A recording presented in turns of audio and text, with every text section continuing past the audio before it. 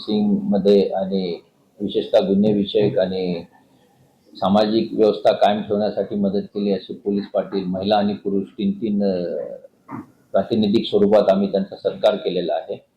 गतकाळामध्ये त्यांनी विविध बंदोबस्तामध्ये आणि आंदोलनामध्ये जिल्हा पोलीस प्रशासनाला मदत केली. त्यानंतर मागे जे गणेश उत्सव झाले त्यामध्ये ज्यांनी शासनाचे नियमावली होती त्याचे अनुसार पालन केलं, पोलिसांच्या सूचनांचं पालन केलं, प्रशासनात सहकार्य केलं, प्रदूषण मुक्त गणेशोत्सव पूर्ण केला, ध्वनी प्रदूषण आणि इतर नियमांचे पालन केले, असे काही मंडळांना बोलावून आम्ही त्यांच्या पदाधिकाऱ्यांचा सत्कार केला.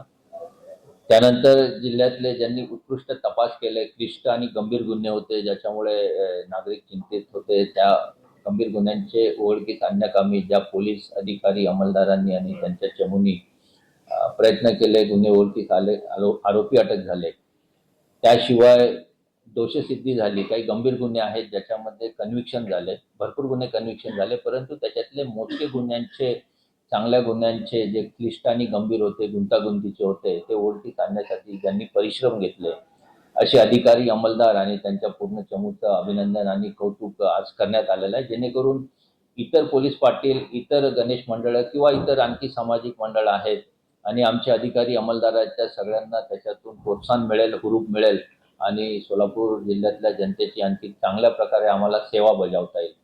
त्याशिवाय इतर जे काही गुन्हे घडत असतात, घडामोडी घडत असतात, त्यांचे काही गुन्ह्यांचे तपास कसे केलेत, पुरावे कसे जोडलेत, चार्जशीट कशी करायची, नवीन कायद्यांची अंमलबजावणी कशी करायची, CCTNS आणि इतर तांत्रिक बाबी, तंत्रज्ञान अद्ययावत होत आहेत, आमचे अधिकारी अंमलदार यांची तयारी कशी आहे, येत्या काळात अधिक मास वारी आहे पंढरपूरला, त्याच्यानंतर आषाढी वारी आहे, या सगळ्यांची तयारी कशी करणार आहेत, याचं प्लॅनिंग, योजना कशी आहे, आणि काही गतकाळात झालेले आंदोलन आहेत, आतापर्यंत जयंती, नवमी किंवा इतर उत्सव चांगले साजरे झालेत, तर या सगळ्यांचा आढावा आज आम्ही घेतलेला आहे आणि त्यानुसार जिल्हा पोलीस दल सोलापूर ग्रामीण हे पुढेही चांगल्या प्रकारे काम करेल अशा प्रकारे त्यांना आम्ही मोटिवेट केलेलं आहे. याशिवाय तर काही माझ्याकडे आज सांगण्याचं दुसरं आणखी नाही आहे. आणि दोन अशा बंधू बांधवांची कारवाई एक केस आहे त्याबद्दल कारवाई करतात. नाही, ज्या तक्रारी येतील त्यानुसार ज्या अंधश्रद्धेला खतपाणी घातल्या जातात त्यांच्यावर कारवाई, जो कायदा आपला आहे त्याच्यानुसार करण्यात येईल आणि तशीच भूमिका जिल्हा पोलीस दलांनी घेतली आणि 2 गुन्हे दाखल झालेले आहेत. जशा तक्रारी येतील आणखी गुन्हे दाखल केल्या जातील. नागरिकांनी पुढे यावे आणि अशा प्रकारच्या बंधुभावांना बळी पडू नये एवढंच मला सांगता येईल.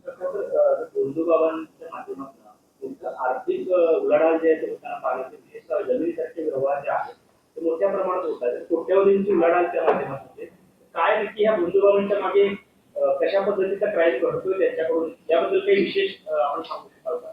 नाही, मी जरतरच्या भूमिकेमध्ये काही सांगू शकणार नाही, कारण हा तपासाचा भाग आहे आणि तपासाबद्दल नंतर SP आपल्याला सांगतील जेव्हा तपास पूर्ण होतील. याशिवाय अजून मी मगाच सांगितले की आता दुसऱ्या मुद्द्यावर उहापोह मी आता करणार नाही, त्याच्यामुळे मला वाटतं थांबवलं तरी तुमचे कॅमेरे बरोबर लागतात.